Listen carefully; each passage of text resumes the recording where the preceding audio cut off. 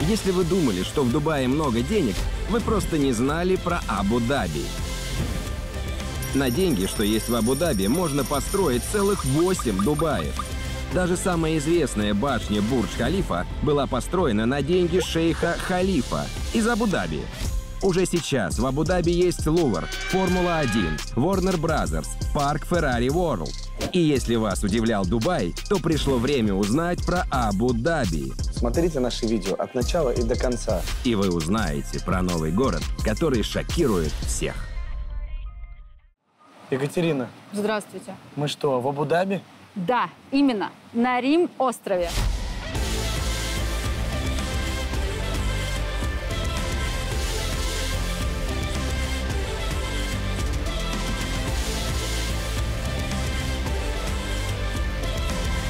И вы здесь живете, то есть вы переехали сюда? Очень давно. Сколько? 15 лет практически уже. Вы 15 лет живете в Абу-Даби? Да. А откуда переехали? Вообще, я родилась в городе Киселевске. Так. Ну, наверное, вы даже не знаете, где это, да? Ну, это там. Кемеровская область, Кузбасс, да. Училась я в Новосибирске, и вот 14,5 лет назад мы переехали с мужем в Абу-Даби. Абу-Даби сегодня и там, 15 лет назад. Что изменилось?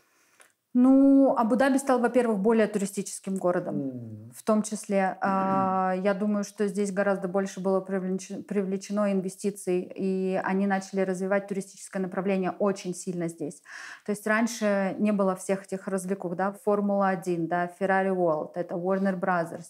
То есть целая куча именно таких, Yas Water World, да, то есть это большие парки, которые привлекают... Развлекательные такие, как Диснейленды, но только другие. Плюс Садият Айленд, там построили мирового класса 5-звездочные отели, и там безумно классное море. Там плавают дельфины, оно очень чистое. И, кстати, из Дубая люди приезжают и отдыхают как раз на Садияте, потому что это считается такой вот премиум-локацией, где не так много людей, но при этом при всем очень классное море. Привет. Приветствую. Я Паша. Я Андрей. Андрей, ты живешь в Абу-Даби. Все правильно. И при этом 15 лет уже. 15 лет.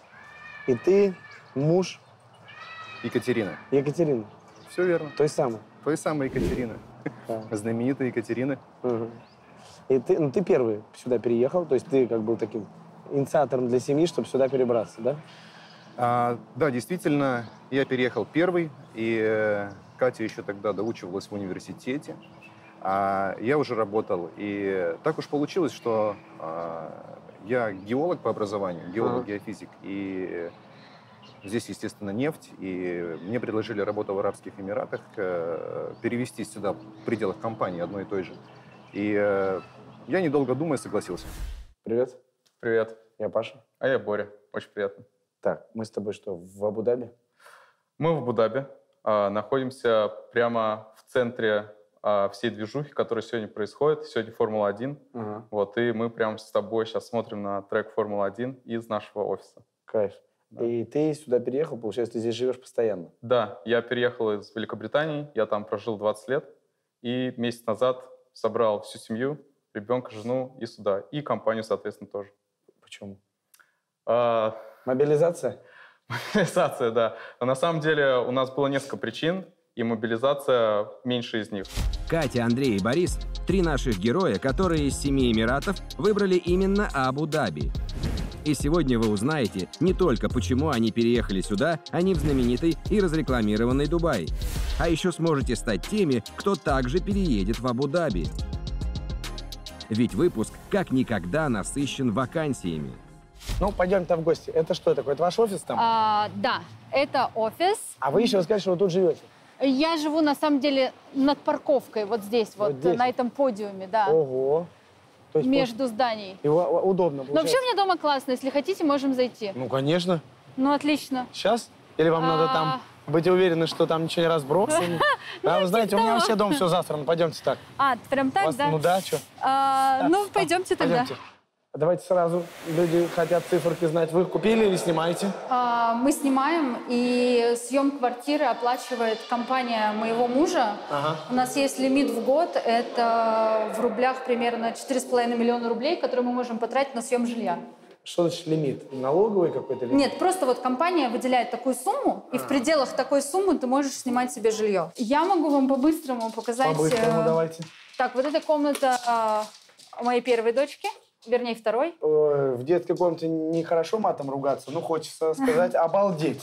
Скажу. Это а можно одно так розовое. чуть-чуть пройти? Можно, да, А конечно. мы в обуви или снимаем все? Ну, ничего не будем снимать, а то Не вдруг будем? носки дырявые. У меня не дырявый. А у меня может быть, всё, понял. ну, как бы, всякое бывает. Вот это видочек. Вот это красота. Слушайте, а вот эта зелень, это естественная или это Да, это посаженная? мангровые заросли, они занесены именно эти в книгу ЮНЕСКО, поэтому этот вид никогда не испортится. Вот, и там большой Ух ты. парк. И Ну, это естественный канал, то есть это это не- естественный канал, да. Это все Это, естественно. слушайте, Абу-Даби Что есть интереснее? интересные районы, оказывается. И если кто не понял, то Андрей — это тот самый муж Кати, которому компания оплачивает эту шикарную квартиру. Я хочу маршрут понять. Вначале ты попал в международную компанию, Да. у которой есть офисы по всему миру, и в частности был в России, и они тебя, соответственно, пригласили в другой стране поработать. Да, они пригласили меня работать в Пакистане сначала. Вот как. Ты в Пакистан поехал? Да, я поехал в Пакистан. До этого я работал в российской компании, поездил достаточно по Сибири, по Дальнему Востоку. Они тебя позвали сейчас в Пакистан. Ты там сколько-то времени провел, да? Да, я провел там 9 месяцев. После этого они мне выдали предложение на трансфер в Абу-Даби. И я, естественно, недолго думая, согласился. А как так быть таким вот сотрудником, которого зовут работать в другие страны? Много же ребят работают в международных компаниях. Не всех приглашают. Ну, просто надо учить английский язык и И быть специалистом. да, быть специалистом в своей сфере без разницы. Это IT, нефтяная индустрия, Все просто. все что угодно. Да. То есть действительно, наверное, большинство людей либо не знает язык хорошо, да, либо не являются такими вот специалистами, чтобы было Многие проще стесняются. перевести, да? А, стесняются? Да, то есть, многие считают, что, может, они какие-то не такие специалисты, да, то есть они, может быть, не подходят, да, то есть и боятся попробовать. Я вот так вот думаю, что То есть даже... думают, что, например, что в Абу-Даби специалисты более крутые, чем в России, Ну, да? естественно. Такое вот ощущение это страны третьего мира, 100%. а фактически это не так, да? Да. А теперь предлагаем разобраться, что же здесь делает Борис. Наша компания, она международная, то есть я основатель гейминговой студии, игровой студии. У нас 40 человек, мы были распределены по 13 разным странам. И когда мобилизация стукнула, РФ был одним из наших самых больших центров разработки, и нам нужно было найти новый дом. Но причем не только дом для русских, а для людей из Кореи, из Португалии. В общем, мы хотели один центр, где мы все будем тусить, разрабатывать игры и расти. Вот, и Абу-Даби выглядел как лучший вариант. Я рассматривал и Великобританию, и Португалию, и Турцию. В общем, разные абсолютно варианты. И Абу-Даби оказался самый лучший вариант. Вот. А почему Абу-Даби, например, большинство вроде говорят, надо в Дубай ехать, там вся движуха. Мгм. В чем разница? Ты сравнивал Дубай и Абу-Даби для себя? Даже не сравнивал. Вот. Я на самом деле очень рандомно получилось. Мои инвесторы представили меня главе программы, которая организует вот это вот все, что вы видите. Вот. И по факту я с ними поболтал и сразу понял, что Абу-Даби — это то место, куда нужно ехать. И причин здесь две. Первое — это то, что они строят самый большой гейминговый хаб в регионе. То есть здесь сейчас находится уже 40 игровых компаний. Из СНГ много, из мобилизации. Очень много международных. Мы сейчас проходили офис Ubisoft, который здесь уже 10 лет. Вот, поэтому здесь большая тусовка. И для меня это очень важно. Это важно для развития и сотрудников, и меня как человека. Вот. И второе, они предоставляют большие субсидии. То есть 30% зарплат они субсидируют нам. То есть Офигеть. платишь кому-то там $5000, платишь на 30% меньше де-факто. Друзья, какая марка автомобилей вам нравится? Мне, например, всегда нравилась BMW. Сегодня, когда импортные авто от дилера стоят довольно дорого, можно обратить внимание на автомобили с пробегом, продать свое старое авто и на вырученные средства купить другое, более новое. Это можно сделать, например, на сервисе Авито. На сайте в разделе «Авто» каждый день целых 5 миллионов человек ищет себе авто для покупки. Поэтому, если вы хотите выгодно продать свой автомобиль, рекомендую присмотреться к сервису Авито. Среди такой большой аудитории точно найдутся те, кому будет действительно интересно ваше предложение. На Авито продаются автомобили разного ценового сегмента, и вы можете посмотреть примеры того, Как создают объявления другие продавцы на похожую модель? Вот одно из грамотно заполненных объявлений. Продается BMW. Авито сразу подсказывает, что цена рыночная. Следовательно, как покупателю, так и продавцу будет удобно заключить договор на указанную сумму. В описании сказано, что авто продает собственница, а машина обслужена. То есть, чем больше деталей вы укажете, тем быстрее состоится сделка. А опубликовать свое объявление очень просто. Нужно нажать «Разместить объявление», выбрать категорию «Транспорт», «Автомобили» и заполнить предложенные поля. Например, добавить фото, чтобы автомобиль было видно со всех ракурсов. И придумать детальное описание. И вот ваше объявление опубликовано. Переходите по ссылке в описании на размещение объявления. И продавайте машину выгодно на Авито. Подожди, а какой размер эта квартира? Ой, извините. 360 квадратных метров. 360 квадратных метров? Да. Слушайте, меня в Дубае разводят. Я плачу больше, а квартира у меня меньше. Ну, переезжайте в Абу-Даби. У нас тут вообще хорошо. Ну, я понял, надо сравнить Дубай и Абу-Даби. Подождите, у вас что еще, второй этаж? Да. Сейчас, У вас смотрите. еще лестница?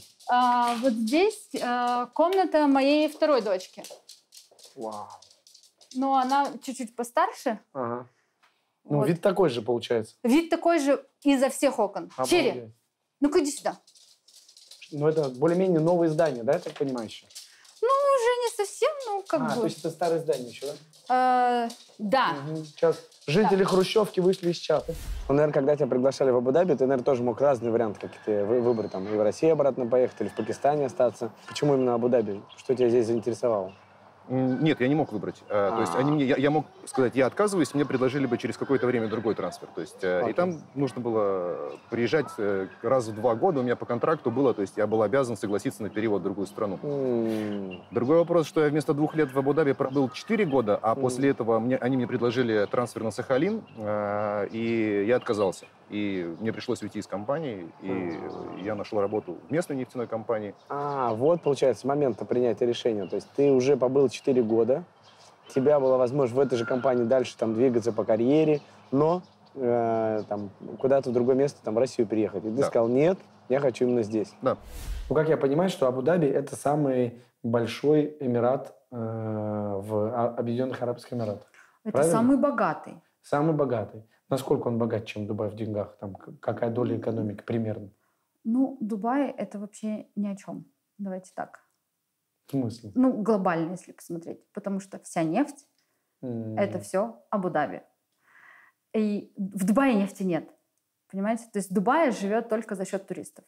Поэтому Абу-Даби – это совершенно другая история.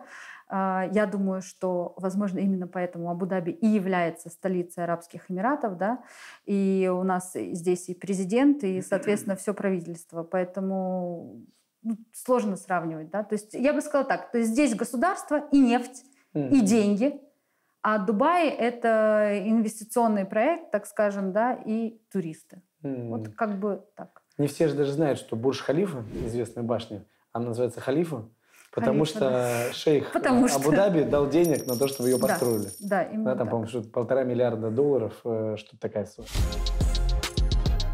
Но не нефтью единой живет Абу-Даби. Их видение вообще заключается в том, чтобы эмиратийцы умели работать не только в нефти и газе.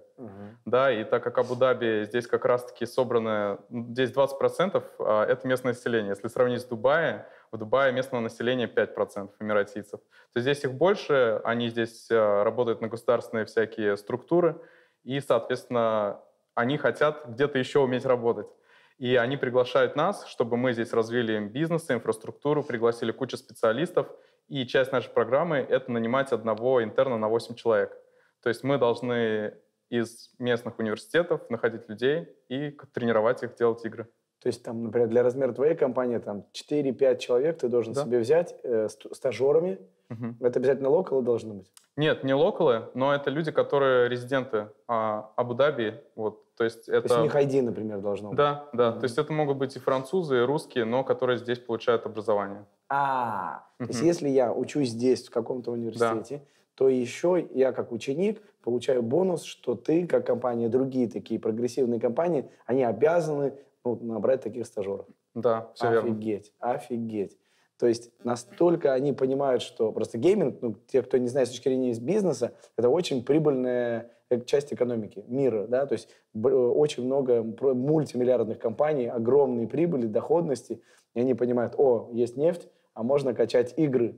И Да. надо, и вот это все здание, вот это все только для игр построено. Да, здесь их видение — это создать такой Лос-Анджелес, альтернативу Лос-Анджелесу, потому что по факту они начали с кино, здесь снимали «Звездные войны», «Дюну», вот, а потом они как-то поняли, что, блин, а ведь есть еще и игры, и это огромная индустрия, и начали приглашать сюда всякие студии типа нас.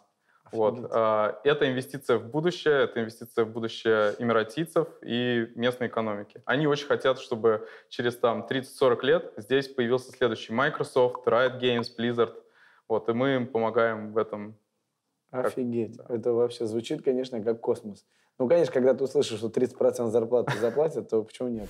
Хорошо. Давай еще сравним Дубай и Абу-Даби, потому что не все знают, в чем разница. Все знают про Дубай, что это большой, высотки, модно. А Абу-Даби какая-то, казалось бы, маленький городок, что ли. Деревня такая, Деревня. да?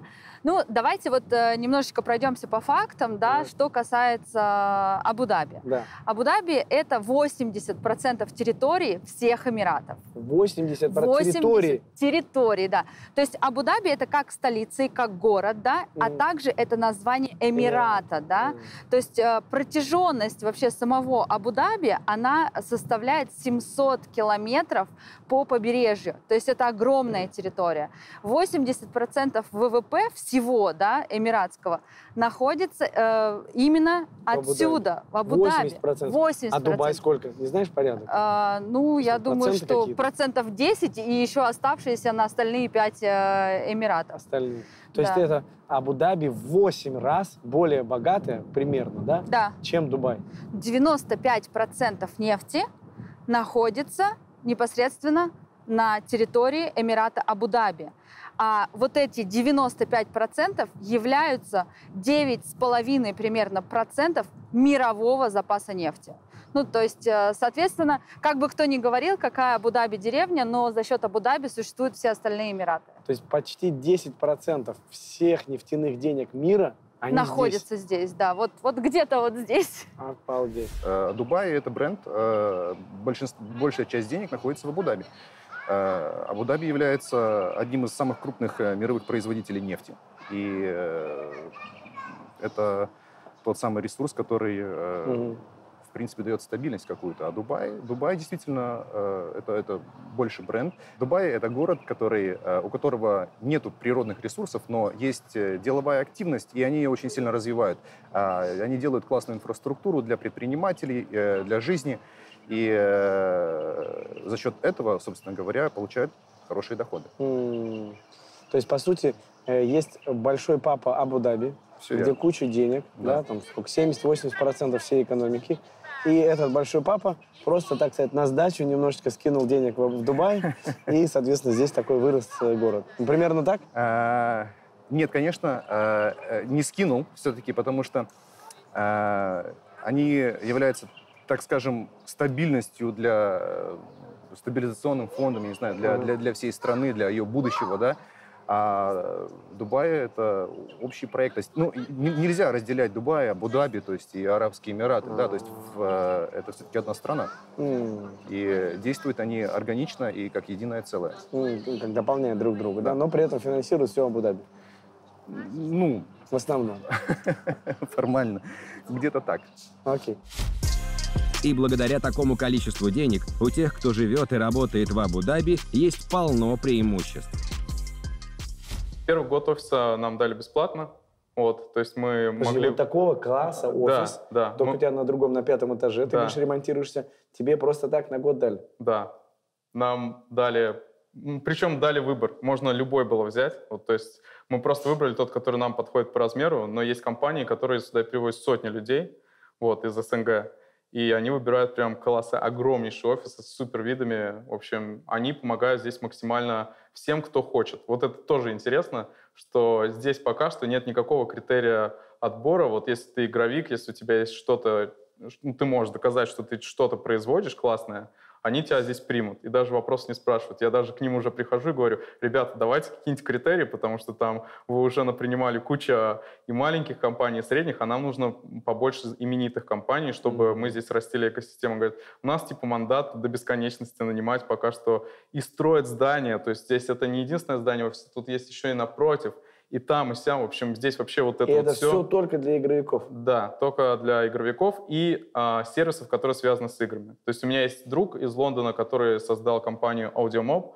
Это аудиореклама в играх. Вот, и их тоже сюда перетащили. Вот, то есть все, что связано с играми, все, что помогает разрабатывать игры. Платежные системы, да. движки, да. Там, отдельный дизайн, аутсорс, кстати. Ну, это тоже будет относиться? Да, да.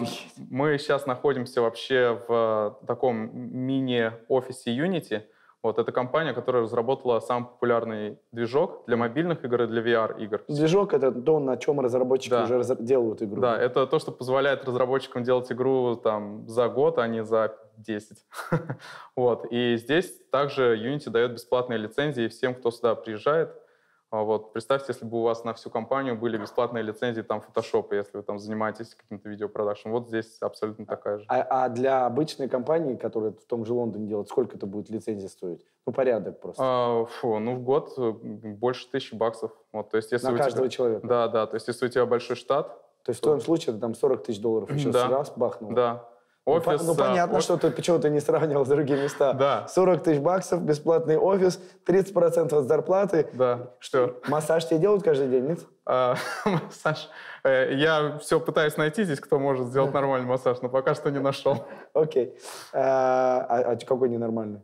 У меня времени даже нету. Здесь настолько много тусовки всякой, что даже найти себе массаж какой-то вообще просто не успеваешь. Я встаю там в 6 утра, готовлю там сыну завтрак, везу в детский сад, приезжаю, работаю, потом какие-то тусовки. Каждую неделю проходят конференции.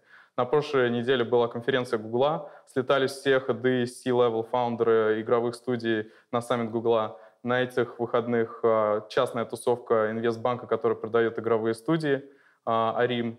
Привет ребятам. Вот, они пригласили кучу фаундеров и Playrix со студии, там, и каких-то, в общем, вообще куча народа, которые топ, high level. И здесь, мне кажется, вот я в Лондоне жил 20 лет, такой возможности не было никогда. Здесь не только создают все условия для работы, но и помогают найти жилье мечты. Такое, как у Кати и Андрея. Так это же хоромы. Это зал. Это же вообще, смотрите, панорамные окна. Там, я смотрю, еще веранда у вас. Тут балкончик, да, есть. Ну, это как не балкончик, это верандище. Так, это балкончик. О, блин. И реально это, получается, вы сказали, где-то там $3000 в месяц стоит? Ну, вот около 4 миллионов рублей. Не знаю, сколько в дирхамах, если это посчитать, около 200 000 дирхам в год Это снимать. вкусно. Ну, Очень так, приятно. так неплохо, да. Но самое главное, дело-то не в этом. Дело в том, что отсюда до работы 2 минуты пешком. Да, конечно, у вас в соседней башне офис. Да, Удобно. это очень удобно. И вот здесь, получается, кухня. Да. Блин, потом нам в комментариях пишут, что мы пропагандисты, чтобы люди переезжали. Нет, мы просто вот так в гости напрашиваемся, заходим. Так, Черри, пойдемте дальше. Пойдемте дальше. Сюда. Как же русская душа без огорода? У вас еще веранда есть, еще такая с огородом немножечко, да? Да, но, к сожалению, помидоры не растут. Почему? Вот, им приходит пиздец. В общем, как бы, вот. Жарко им слишком? Видите, совсем неурожайно. Хотели свои помидоры бахнуть, да, немножко? Но я выращивала. А почему? Им же теплица, да, какая-то, наверное, нужна? Я думаю, что все дело в моей домработнице, которая заливает цветы. Очень сильно. Но Черри! Аут. То есть у вас здесь барбекю, вечеринки, да? Да, и у нас вот лампочки, это все я сама. Да. Ну, вернее, ладно, не я сама, это все муж, а я придумала. Блин, ну вот, я не знаю, вот ты снимешь потом вот это, смотри, как красиво. Поднял голову наверх, а тут Но только вот без этого. Ну, извините, мы же это, без предупреждения. Ну, ладно. Сидишь, так барбекюшечку жаришь. Вот жаришь барбекюшечку, пьешь, лампочки работают, а потом такой, типа, пойду искупаюсь. Чего? Да. И вот здесь вот выходишь. Что? Ну это общее уже Это пространство, общее, да? Это общее, но, Охренеть! но это очень удобно. Ну это как пентхаус называется, да, наверное? Это квартиры над Обычно. парковкой. Это просто... Ну, их всего несколько штук. Ах, Вот, это очень удобно, да. чего? Вот так вышел и плаваешь? Прям в купальнике, да, из дома. Блин, ребята. Я такого вообще не видел. Офигеть. Друзья, а вы хотели бы получать более 20% годовых на депозиты в крипте? Сегодня спонсором нашего выпуска стала криптолендинговая платформа Hexon.io. Мы рекомендуем присмотреться к ней как к современной альтернативе хранению денег на банковских вкладах, биржах и холодных кошельках. Площадка предлагает не просто хранение криптоактивов, а до 22% годовых на ваших вкладах. С Hexon вы можете выбрать срок депозита от 30 дней до 2 лет. Компания отмечает, что первые начисления процентов вы можете получить моментально, с возможностью вывода. К слову, вам будут доступны 48 криптовалют, среди которых 7 стейблкоинов, например, USDT. И, наконец, самое главное. Hexon ставит безопасность и надежность превыше всего. Поэтому ребята добавили страницу с информацией о балансах. А это значит, вы можете самостоятельно убедиться в обеспеченности и сохранности активов. Вы можете изучить предложение Hexon по ссылке в описании. Как так получилось, что вы из маленького городка России Оказалось здесь, в перебрались столице. в Абу-Даби? Буду говорить очень кратко. Получилось так, что я поступила в Новосибирский государственный университет. Я по образованию востоковед, африканист, переводчик корейского языка. С своим мужем я познакомилась, когда мне было 18 лет. То есть 18 лет я уже с ним. И когда мы учились в университете, мы узнали, он учился на геофаке, и узнали о том, что иностранные компании нанимают ребят. Мы учили английский язык усиленно с ним, и он получил свою работу после того, как закончил. Работал он в Пакистане, в Шотландии. Потом мы поженились в конце моего 5-го курса, и ему предложили семейную локацию в Абу-Даби. У меня в этот момент была возможность уехать в Южную Корею, учиться в Сеул, в аспирантуру бесплатно, потому что я была лучшей студенткой. Но вы решили с мужем сюда. Но я решила, что да, я хочу замуж, я хочу ребенка, и я за мужем сюда приехала с 2 чемоданами. Причем один чемодан – это было 2 халата. Купленные на Гусинке. Ребята из Новосибирска, привет. Что это, рынок местный? Рынок, да, его сейчас, наверное, уже нету. Один халат я ему подарила на 23 февраля, он мне на 8, и это было самое ценное, наверное, что у меня оставалось на тот момент. Поэтому вот я взяла 2 чемодана и уже с животом приехала сюда, вышла на улицу, это был сентябрь, я с животом, муж меня встретил, везет. Я еду, такая, думаю, ну что это вообще такое? Вот эти все трубочки, вообще никакой природы. Ну, что сравнивать с Сибирью и вот дорогу из Дубая в Абу-Даби. Мы приехали, нас заселили в гостиницу, в очень маленький номер. Мы там примерно 2 месяца жили. И потом нам говорят, все, квартира готова, можете переезжать. Мы заходим в квартиру, она была где-то квадратов 250. Но это был такой контраст. Мы жили в общаге, 10 квадратных метров, где у нас был диван, учебная, холодильник, значит, плита. Это все в 10 квадратных метрах. И тут мы заходим. Нифига себе! 1 комнату я нашла через полгода, как мы туда приехали. Ну, просто была дверь на кухню открыта, и за этой дверью была еще 1 дверь. Сколько, получается, ты здесь живешь уже? 1-1,5 месяца где-то. Вот кроме... Это по бизнесу, да? Теперь еще для тебя, что ты здесь заметил? Как здесь живется? Здесь очень особенно живется, если честно, потому что я жил в Британии 20 лет, и для меня контраст огромный, просто колоссальный. Во-первых, в Англии все люди привыкли к процессам, к каким-то, ну, в общем, точным вещам, информации. Вот все должно быть четенько, да, вот типичный пример англичан, это когда хоронили королеву, там огромная очередь образовалась, и они стояли в очереди все, вот никто не пытался там перескочить. Вот, типично англичане постоять в очереди — это местное развлечение. Вот. А здесь на самом деле менталитет совсем другой. Здесь такой менталитет, я его называю иншалла. Это типа, да, само как-то все, короче, сделается. Бог даст. Да, Бог даст. И это везде отображается. Здесь более расслабленные люди, но при этом они много работают. То есть это какой-то... Нету четких процессов, но при этом все пытаются тебе помочь. То есть в Англии, наоборот, никто не пытается помочь, но процессы Всё очень чётко. четкие. Да. Да, то есть там все автоматизировано. Я тебе четко не помогу. Да. Вовремя. Четко иди сам делай, Да, читай. Минута, вторая, третья. Не помог. Вовремя. Вовремя не помог, да. Вовремя не помог. А здесь- Обращайтесь. Да, а здесь помогает. То есть вы, получается, сюда приехали тогда, когда вы еще ни разу здесь не были? Нет, я вообще не знала, что такое Эмираты. Я помню, в 90-х годах у папы был друг, который ездил в Эмираты и привез там какую-то большую цепь золотую. Такой, я в Эмиратах был. И для меня, это как-то, где-то там, что-то такое. То есть я вообще была про Восток. Вот Корея, Китай, Япония. То есть вот эта вот часть света, которая меня интересовала. Эмираты для меня это всегда оставались какой-то такой страной. Я даже не хотела в отпуск и не мечтала об этом никогда. То есть, вот так вот сложилась жизнь. Вообще, в принципе, интересно. Я слышу, что вы рассказываете, что как будто бы с юности для вас всегда было очевидно, что вы будете жить где-то не в России. Да. Вам не хотелось в холоде жить? Нет. Значит, когда я поступила на востоковедение, вообще мне очень нравилось еще со школы, мне очень нравилась вот эта археология, изучение истории, всего-всего. Я очень много читала. И когда предоставилась возможность выбирать, кем я хочу быть, я подумала, что востоковедение тогда, прям вот, это все было 20 лет назад, это Восток, это такие перспективы, Китай, Корея, Япония. Я думаю, мне туда надо. И когда я поступила, я, кстати, все экзамены сдала на тройки, и, слава богу, у папы были там знакомства, и я туда поступила. Но ему сказал декан, у тебя дочка, не очень, куда ты ее? Папа сказал очень мудрую вещь. Тот, кто оступился в начале, не факт, что не победит в конце.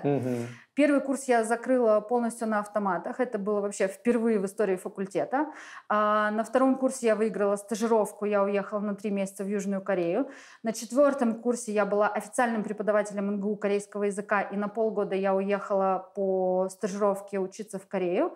Вот. 5-й курс я, получается, преподавала и работала на 2 работах. Как переводчик корейского языка, как преподаватель корейского языка для корейцев и русского языка для корейцев, вернее, наоборот, русского языка для корейцев и корейский язык для студентов 4-го и 3-го курса нашего университета. Я скорее именно хочу фокус внимания направить именно на момент, то есть как будто бы вы так расскажете, что всегда у вас было ощущение, что вы не будете жить в России. Почему? Да, и вот когда я первый раз, девочка из деревни, из города Киселевска, с черным снегом, приехала в Южную Корею, в Сеул, увидела эти высотки, увидела вообще, что это не просто где-то по телевизору показывают, а это на самом деле существует. Ты можешь к этому прикоснуться. В тот момент у меня в голове все перевернулось, и я, когда приехала после этой стажировки, я сказала, говорю, слушай, Андрюш, мы должны куда-то рвать. То есть есть другая жизнь, есть все по-другому, и давай будем очень стараться. Правда, мы очень старались. Еще прикол. Здесь очень много восточной культуры.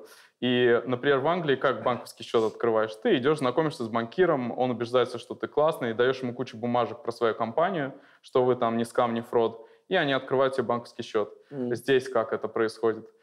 Ты приезжаешь в банк. Как повезет, да? Сейчас расскажу. Это вообще феноменальная история. Приезжаешь в банк, говоришь им, вот мы гейминговая студия, ваше правительство нас пригласило, вот, пожалуйста, откройте мне банковский счет, чтобы я мог оперировать. Они такие, это займет месяца 2. И причем качать головой, потому что индусы. Вот, естественно, это у них эта тема индусская, да, и много они здесь в банковской сфере работают. И проходит неделя-2, ничего не происходит. Ты звонишь им, говоришь, что такое? Он говорит, Борис, сейчас я вам позвоню. Звонит и говорит мне, девушка, которая в банке работает, Борис, вам нужно приехать в офис и накричать на меня. Вы должны на меня накричать, потому что в прошлый раз, когда у нас долго процесс, но если клиент приезжает и кричит, менеджер это видит и сразу открывает счет. И чтобы мне в Англии такое сказали, никогда вообще. Меня бы просто там посадили в тюрьму, если бы я приехал, накричал на сотрудника банка. А здесь меня попросил сотрудник банка приехать и накричать на него публично. Я приезжаю, улыбаюсь и говорю, мы запускаем процесс? Она такая, да, он говорит, сейчас, погоди, я менеджера позову в комнату. Зовет менеджера, и я такой на серьезных щах говорю, что это такое? Вы меня пригласили, само правительство, и не открываете счет. И там менеджер такой: простите, простите, босс, сейчас все разберемся, сейчас все сделаем. И реально сработало. У меня открылся счет вот буквально через там несколько дней. То есть вот эта вот актерская игра, это Абу-Даби меня качает во мне актера. Ну, кино снимают, надо же, конечно. Да, надо еще актера. Прокачивать талант, и вдруг потом еще в кино по пути снимешься. Да. Ну, это прикол вообще. Это просто прикол. Я такого в жизни никогда не видел, но вот оно здесь есть. И когда вы приехали в Абу-Даби, здесь какое вообще состояние было, там, 15 лет назад? Как этот город, насколько он отличался от сегодняшнего? Это был 2008 год, все было супер консервативно. Вот этого острова не было, были только начальные здания, которые вот на въезде в остров. Вот это, где мы сейчас находимся, это все было закрыто за забором, потому что, как вы помните, в 2008 году как раз бахнул кризис, и просто все стройки, все стало, вся экономика встала, и это прям очень сильно ощущалось. Это абсолютно разные города, то есть сейчас, когда ты заезжаешь, у тебя Мария-Айленд, безусловно, крутой остров, вот я надеюсь, вне интервью вы приедете, мы вам покажем вообще Абу-Даби, расскажем, как здесь все живется, и дочки, может, подружатся. Вот. Сейчас, когда ты уже приезжаешь, ты понимаешь, что ты находишься в столице, в мегаполисе. А так это было ощущение того, что, ребят, ну вы что, пошутили? Ну какой Абу-Даби столица? Ну вообще, ну тут ничего не было. Садият острова не было, Яс острова не было, вот этого всего не было. То есть это такая прям вот деревня. Это такие относительно невысокие здания? Были высотки, но они были именно на корнише. Но их было тоже не очень много. Ну, можно посмотреть в интернете, наверное, там 6-8 год, как выглядела Абу-Даби, но это ничего вот в сравнении не идет то, что сейчас. Какие у вас были ощущения? Вы приезжаете беременной, вообще здесь отражать, и вы в первый раз видите такой город. Что вы чувствовали тогда? Я чувствовала, что меня где-то наебали, ну, если честно.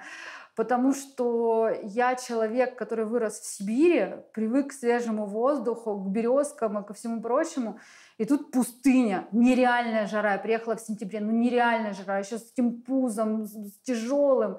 Муж у меня, он меня встретил и уехал на свои офшоры, оншоры и так далее. То есть его дома со мной не было. И я здесь одна. Вот я не знаю никого здесь. Представляете, вот так вот оказаться, и это было очень тяжело первое время. Просто это даже бытовые вопросы, там, найти, где рожать, госпиталь. Все было просто. Здание, в котором мы жили, оно находилось, значит, здание, кладбище и роддом. И когда у меня начались схватки, мужа не было дома, его даже практически не отпускали. Там в последний момент прилетела с буровой. И я вот по этому забору кладбища со схватками шла к этому роддому. Одна, вообще никого не знаю. Ну, мне даже реально позвонить некому было. И не было же тогда вот этого WhatsApp, чтобы там типа... У меня мама гинеколог. Я бы могла позвонить: мама, привет, я тут рожаю, что делать? Да, а там вон кладбище на фоне. Да, тут вообще ты такой один. Ну вот я девчонка, мне 22 года, одна, куда-то прусь в этот роддом, на меня там куча людей. Я говорю, мне плохо, а мне говорят, сиди, жди. Я говорю, так я же первый раз рожаю, вообще я сроду не знаю, как это все происходит. Там, да. Ну, было так забавно, да. Почему ты решила остаться здесь? Для меня было важно дать своей супруге самореализацию. Вот. И работа с переездами постоянными не дает возможности развиться на одном месте. И плюс ко всему, мне кажется, глупо уезжать из Абу-Даби, из Дубая, где есть куча всяких разных возможностей, где пик прогресса и потенциальные, ну, выше точка развития гораздо выше. То есть аргументы у тебя были такие первые. Ты понимал, что там жена уже здесь 4 года, уже ребенок, и она уже тоже начинает там обрастать, так сказать, корнями. Да. И как бы если переехать, то придется это все вырвать. Ломать. Да? Второе, ты там верил в перспективы роста, развития, потому что тогда это 11 лет назад вообще было. Да. То есть не всем было очевидно, что это перспективный регион. В 2012 году, с точки зрения, ну, мне кажется, уже тогда Бурдж-Халифа уже был, даже, то есть, да. Мне это было изнутри, очень хорошо все видно. И вот здесь за 15 лет жизни, какие уже ощущения от этого города? Как здесь живется? Город возможностей в любом случае. Что Дубай, что Абу-Даби. Вообще, давайте так, в целом про страну, да? Какие люди здесь живут и как они смотрят на определенные вещи. То есть ты, когда сталкиваешься с тем или иным человеком, ты понимаешь, что, в принципе, все возможно. Да? Как получилось так, что из домохозяйки я превратилась в фотографа? Ну, все элементарно просто. Да? В какой-то момент поняла, что я не успеваю фотографировать ребенка на фотоаппарат, да, который у меня есть старенький. Муж подарил новый. Дальше. В садике меня попросили сфотографировать. Я сфотографировала. Одна из мам, у нее был свой бренд нарядов индийских. Мама говорит, сфотографируй меня. Я сфотографировала. Вообще не знала даже, что такое Lightroom и Photoshop. Ну, все по пути выучила. Сделала. Она мне, кстати, заплатила на тот момент 500 дирхам за эту съемку. А это кучу лет назад было. После этого эта женщина оказывается судьбоносной. Она жена CEO компании в Абу-Даби, государственной, да. И когда у нас стал момент, что нам нужно было переезжать на Сахалин через 4 года, потому что мужа переводили, я пришла к ней грустная, мы уже начали дружить. Она говорит, что такое? Я говорю, ну все, мы походу на Сахалин, уезжаем. Я говорю, слушай, у меня же муж, он такой. Я говорю, ну помоги. И она говорит, помогу. И реально нам дали работу. Правда, мы потеряли... А что за компания такая? Аднак. Это вот сейчас он переименовали Аднак. Это который крупнейший нефтяной? Да. А он ее SEO? Ну, там, был да. Где-то там. Да. Вот. И получается так, что мы потеряли в деньгах, в зарплате практически в 2 раза, но мы остались здесь. И я уже в этот момент начала фотографировать. Это было золотое время. Сейчас, наверное, все фотографы упадут, потому что в то время нас было 3 или 4 фотографа русскоговорящих на все Эмираты. Я каждый божий день ездила из Абу-Даби в Дубай и снимала по 3-4 съемки в день. Нам хватало туристов вот так. Просто все были наши, все. И, конечно, сейчас это вот звучит дико, потому что столько уже фотиков, видиков просто везде тусуется. Поэтому все вот... То есть экономика начинала быстро расти, набирать обороты, и поэтому кем бы ты ни был, в частности фотографом, то спрос был такой, что всем хватало работы. Я скажу так, что мы же работали на туристов в основном, да, на российских именно туристов.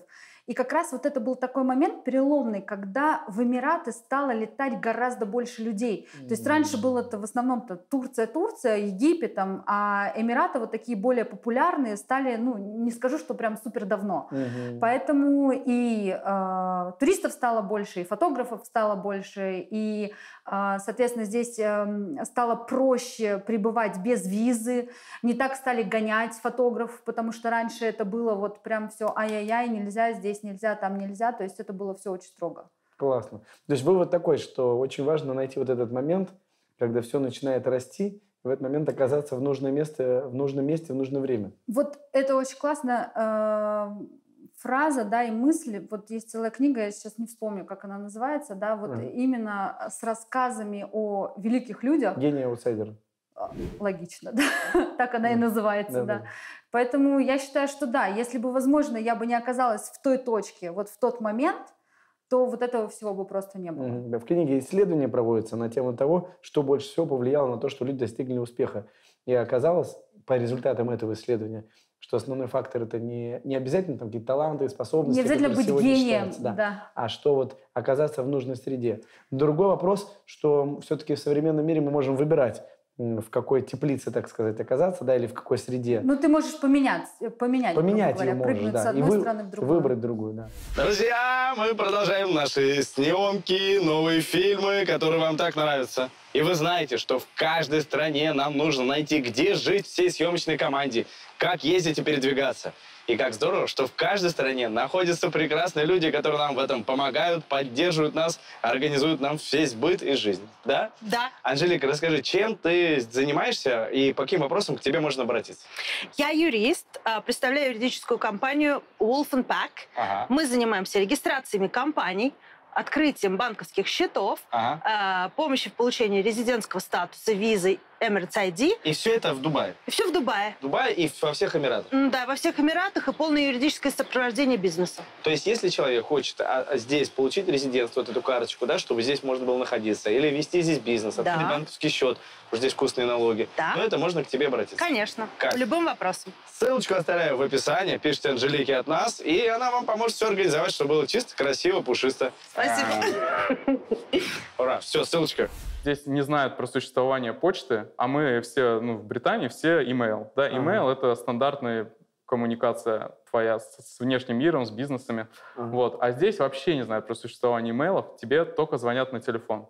И у меня, например, была такая, что я купил симку в телефон, и мне раз 5 в день звонили, узнать, как сервис, узнать, смогу ли я принять доставку, уточнить время доставки, сказать, что доставщик приедет. Я говорю, ребят, я SEO компании, я не могу 5 раз в день поднимать ваш звонок, а если не поднимешь, они не привезут. Вот это тоже фишка, что они там такие, вы же не подняли трубку, мы же не знали, что вы будете на месте. Да, может, вам уже и не надо.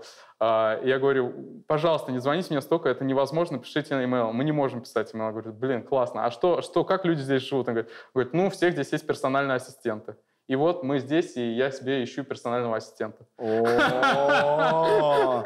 все, теперь тебя вообще разорвут после такого спича. Количество откликов на твою вакансию будет бешеное. Да, я ищу, потому что это реально невозможно. Здесь такие вот мелочи, они кучу времени могут сжирать. Но ты готов, чтобы перевести человека сюда? Мы всех перевозим, в принципе. То есть, для меня здесь главное это знание английского, потому что по факту здесь без английского нечего делать. Да. Вот я всегда говорю, смотрите наши видео от начала и до конца. Потому что иногда можно упустить такой момент и прекрасную вакансию. Кайф? Да. У меня много вакансий. Заходите на сайт hypemasters.com, и там прям куча вакансий. Кайф. Вообще красавчик. Да. Так, давайте сразу начнем. Мы куда пришли? Что это вообще такое? Так, что за компания? Что делаете? Моя компания называется Loft Studio. Компании 6 лет. Мы занимаемся фото- и видеосъемкой. В основном мы снимаем арабские свадьбы. 90% бизнеса — это арабские свадьбы люксового сегмента, потому что цены наши даже для местных, они немножечко кусаются. Да. Сколько стоит фотосессия у вас? Самая дешевая свадебная съемка стоит... А как посчитать на рубли, я не знаю, в долларах. Лучше в долларах, да. $8000. 80 тысяч долларов одна съемка. Это вот для победнее, кто, да? Я понял. Да. А вот самая-самая... Самая дорогая, примерно можно уложиться в 50 тысяч дирхам. Это сколько? Я не знаю. 50 тысяч дирхам примерно на 3,15. 15. 15 тысяч долларов. Примерно 3,5 курс. Наверное. 15-20 тысяч долларов. Где-то так, да. И это будет 2 фотографа. Ребят, что плачете? Что-то операторы заплакали. Это будет 2 фотографа, у нас 2 не такая ставка у операторов просто. И 8 часов всего coverage. То есть, если больше, то это будет стоить больше. Нормально, фотосессия с 20 тысяч долларов. Сразу все, кто смотрят, они говорят, как получать такие заказы? Как вы это делаете? На самом деле рецепт очень простой. Если хотите, я могу вкратце рассказать историю о том, как у меня получился второй бизнес. Лучше сразу рецепт. Рецепт. Значит, любое дело, которое вы делаете, он спит. Любое дело, которое вы делаете, вы должны его делать от души. Вы должны всегда стараться окружать себя людьми, у которых горят глаза.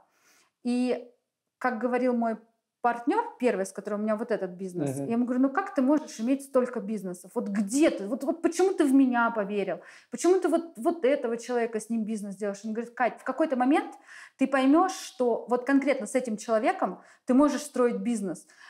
Нету какого-то определенного рецепта. Это не должен быть супер-мега успешный человек, или он должен иметь кучу денег, или еще чего-то. Ты просто на интуитивном уровне понимаешь, что этому человеку можно поверить, и он вывезет. Я такая, мы были там знакомы буквально с моим первым партнером по студии пару недель. И у меня были предложения от моих предыдущих невест о том, что, ой, Кать, ты такая классная, ты талантливая, а давай-ка мы с тобой замутим бизнес. Я вот такая деревянная в бизнесе, а они еще хуже, но у них куча денег. И я обратилась к этому человеку, не будем называть его имя, и говорю, что мне делать? Вот предлагают, а вроде бы и хочется, и колется. Он говорит, а что ты мне не предложишь? А я говорю, мы знакомы буквально недавно. На следующий день в В 6 часов утра у меня зазвонил скайп, он мне прислал весь бизнес-план и сказал, так, я готов вложить в тебя, ну, плюс-минус $1 миллион. Я сказала, что? Ну вот вы представляете, да, то есть реакцию девочки, которая, ну, у меня нету богатых родителей, у меня мама врач, у меня папа инженер, да, и тут я приезжаю и знакомлюсь с человеком, который видит, что у меня горят глаза, что я абсолютно не гениальный фотограф, я ремесленник, но при этом, при всем он понял, что я смогу. И действительно я смогла, мы все это построили, и за 2,5 года я вернула все инвестиции, и бизнес начал приносить прибыль. А что ты сам делаешь в компании в нефтяной? Какая у тебя должность или роль? Я работаю петрофизиком. Ну, образно говоря, это петрофизик. Это что у нас? Очень сложно. Петро, ну это петролиум, да? Ну, да, в общем, физика нефтяных пластов, да, то есть именно я тот человек, который определяет, сколько нефти, воды и газа есть, да, то есть под землей, считает их, сколько это, ну, то есть прям реально в баррелях, да, то есть я тот человек, который в том числе ответственный за принятие решения по траекториям нефтяных скважин, да, то есть так, чтобы это все дело бурилось не в воду, а в нефть, да, то есть достаточно очень узкая специализация, очень интересная. То есть в тот момент, когда компания принимает решение, например, бурить скважину, то им нужно понять, там, в каком направлении, в каком уклоне. Они на это тратят в теории деньги, да? Что, значит, там, столько надо денег, чтобы пробурить. И, допустим, там, $1 миллиард это стоит, $1 миллиард стоит. Им нужно оценить, сколько они оттуда смогут нефти получить. И ты даешь вот этот расчет, и на основании этого они понимают, окей, нам нужно потратить там $1 миллиард, а на выходе мы получим нефти там, на $5 миллиардов. Ну, по сути, да? Ну, да. Это близко, очень. Если упрощать, так сказать, для тех, кто не очень упростить. Ну, потому что, да, это там принимается решение, как всегда, в команде. Ты петрофизик, геолог, инженер-разработчик. Все решения принимаются на основании имеющихся данных. Ну, понятно, коллективные решения. Коллективное решение. А как компания называется, в которой ты работаешь? Abu Dhabi National Oil Company, ADNOC. Это самая крупная, которая? Да, это самая крупная компания в Арабских Эмиратах. Ну, по сути, она основная. Одна из мировых, да. То есть только эта компания делает, сколько я понимаю, там 7-6% всей нефти мира, да? Примерно так, то есть 5-6, ну, вот так вот наши ребята тут работают. Ну, порядок вот в такой компании, если человек работает в Абу-Даби, там, на хорошей должности, это какая вилка зарплат? Ну, 15-25 тысяч долларов. В месяц? В месяц, да. 15-25 тысяч долларов в месяц средняя зарплата на вот людей, которые в офисе работают? Да, это, то есть, включая жилье, деньги на школу, да, которые тебе... Подожди, и еще сверху? Нет, то есть... Вот, в эту сумму входит? В эту сумму входят деньги на обучение жилье, на обучение детей, на все-все-все. Мы арендовали эту квартиру полностью без ничего. То есть все стены мы покрасили сами, пол я положила сама, обои я приклеила сама. То есть даже без ремонта, получается, да, продают? Ну да, то есть как бы получается, как черновая отделка всегда есть, а все остальное, это уже все люстры и так далее, ты уже сам делаешь. Черри, get out! У меня есть ощущение, что Абу-Даби скоро станет новым таким центром притяжения, да? Да, вот здесь вот у нас еще есть вот такая комнатка малюсенькая, очень удобная. Что это, гардероб такой, да? Нет, это все вот, что связано с пастерушками. Типа. Вот. То есть как бы такая малюсенькая. Как говорят иногда в России, комната для грязи. Ну, наверное. Наверное. Так, ну вот примерно вот так вот. Очень интересно. Что, идем в студию? Да. Ну, пойдемте. Я теперь в ожидании, что там за студию нас ждет. Все очень скромненько. Слушайте. Очень классно. Давайте сейчас, смотрите, я придумал, мы сделаем челлендж. Давайте сейчас дверь откроем и засечем, сколько уходит у вас времени, чтобы доехать до работы. Подождите, доехать или дойти? Доехать дольше. Конечно. Ну, хорошо. Я рассказала уже. Вы же пешком ходите? Да, ну нет, иногда я езжу на работу. Но получается, что отсюда нужно спуститься 5 этажей вниз, потом проехать по улице 20 метров и 5 этажей наверх. Это дольше, чем идти пешком. Да. А зачем на машине тогда? Ну, а вдруг там оборудование после свадьбы осталось или еще что-то? Итак, давайте. Мы идем на работу, засекаем. Раз, два, пошли. Все, погнали. Не, ну не бегом, вы же не бегите. Быстрым шагом. Ну, дайте как вот мы утром проснулись, на работу идем.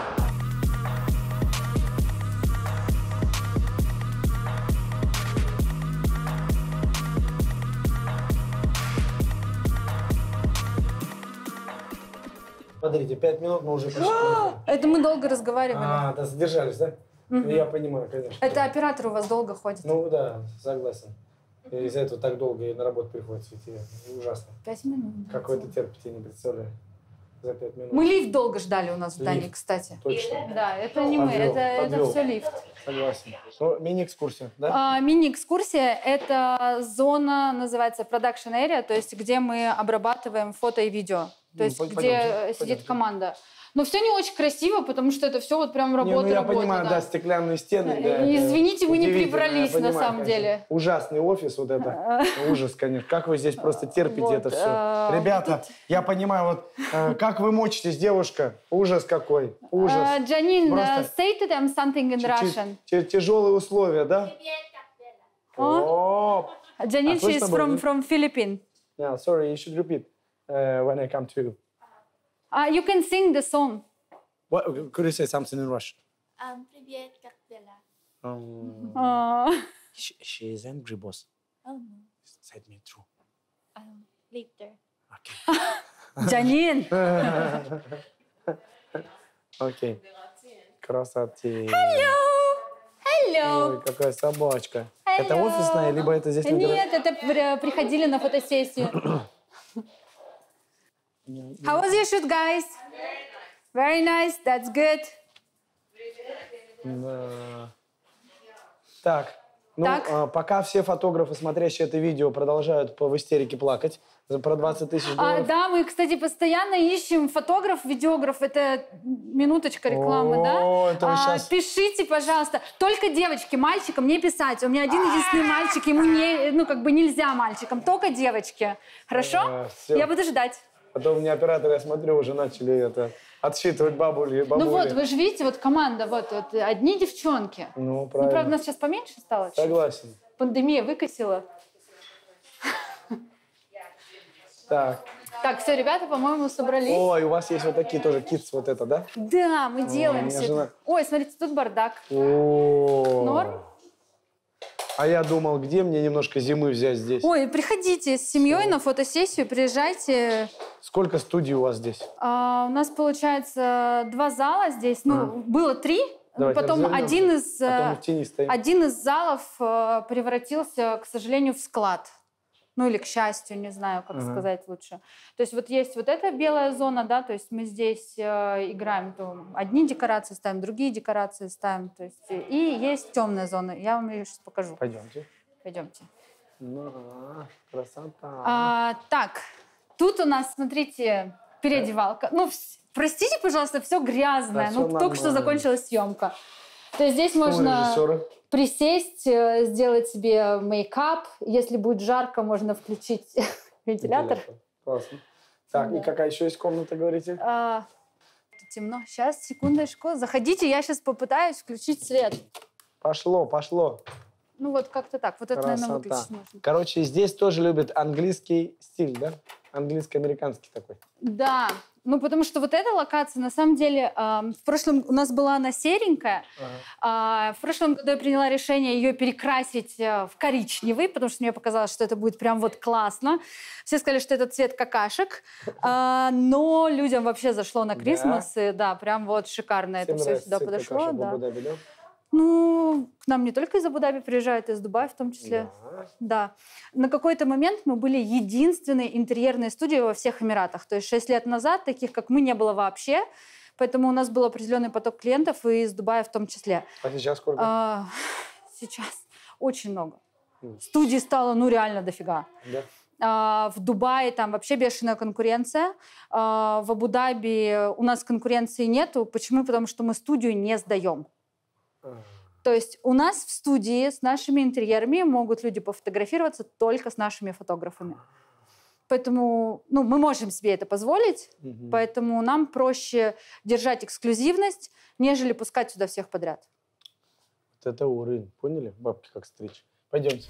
Здесь здорово работает именно сарафанное радио. Почему? Потому что, например, есть семья, у этой семьи 7 детей.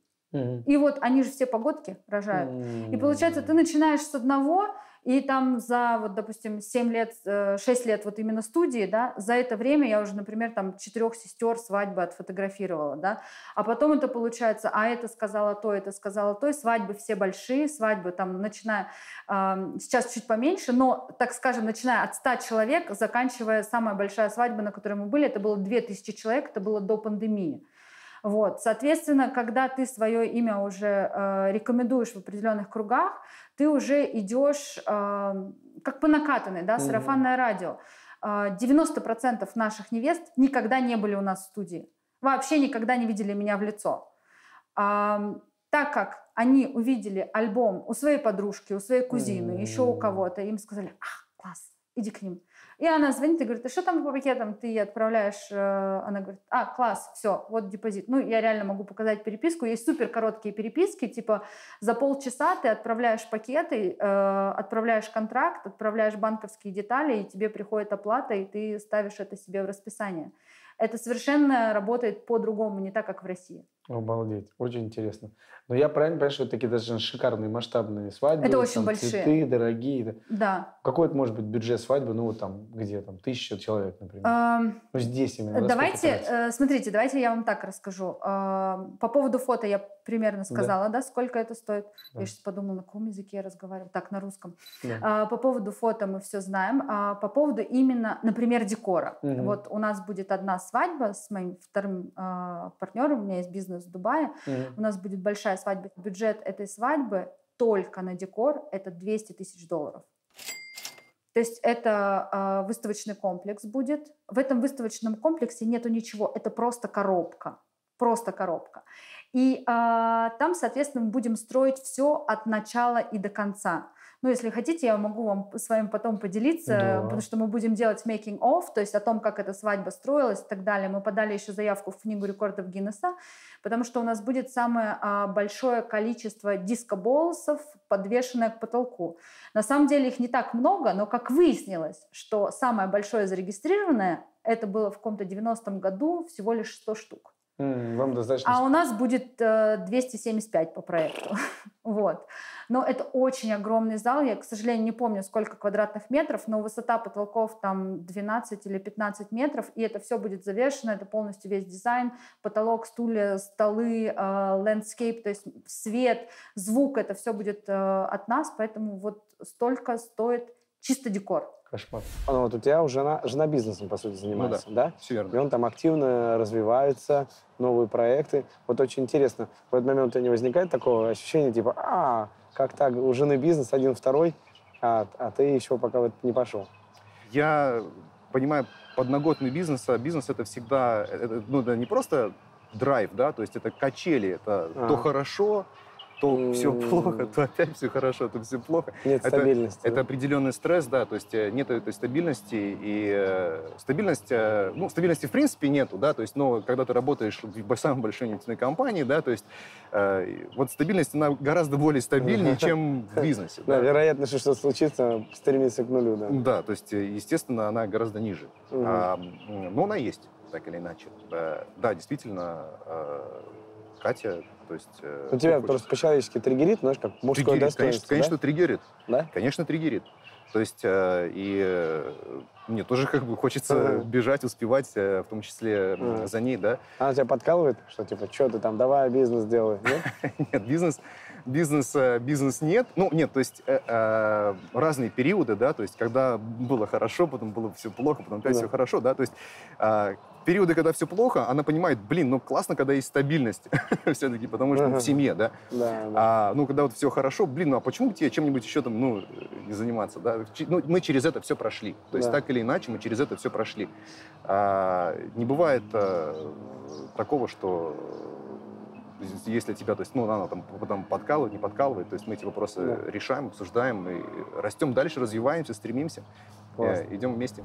У меня муж работает тоже вот в нефтяной сфере, да, соответственно, у них там есть определенные прогнозы, где-то лет 50-70 в зависимости от. И как бы все, нефти не будет. Соответственно, для того, чтобы оставить страну на плаву, то есть они думают наперед, на поколение, им необходимо здесь создать такие инвестиционные площадки и такие туристические направления для того, чтобы после того, как нефти, собственно говоря, не будет, эта страна все равно оставалась интересной. Перекрыть, да, вот этот доход. Но опять же, когда это будет, как это будет и будет ли это вообще, никто не знает. Помимо всего вот этой субсидии и тусовки, которая здесь растет, почему-то сюда любят все прилетать. Реально прилетают на ивенты, вот Формула-1, да, отличный ивент, там снимаем яхту и все тусим, там 2 дня смотрим, ходим на концерты, обсуждаем бизнес. Очень клево.